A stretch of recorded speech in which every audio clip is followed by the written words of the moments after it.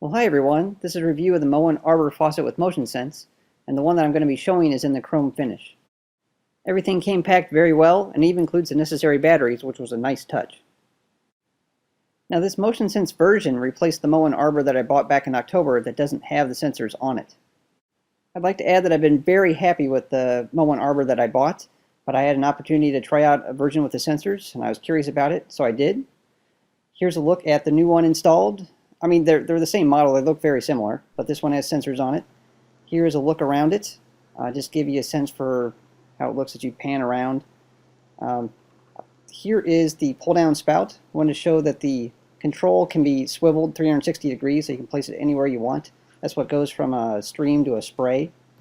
Just a close-up view of it. Also, you can see the sensors. There's one on the top of the neck there. There's also one down at the base. I'll show those working in just a couple seconds.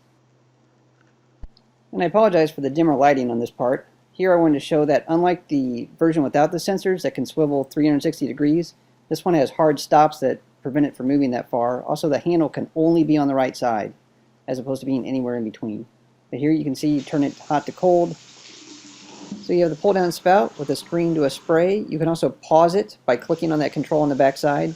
It will then go back to a stream, or you can go from a spray to a stream by shutting the water off. Here's the sensor working on the top.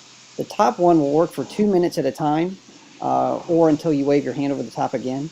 The sensor at the base, called the ready sensor, it will only work as long as your hands are in front of it. So for washing hands, it's very convenient. Here's a quick look at the control box underneath. This is how you change the temperature of the water coming out when you use the sensors. There's a little dial here. You can tell it's got hot and cold. You spin it. I happen to have it on the cold setting right there.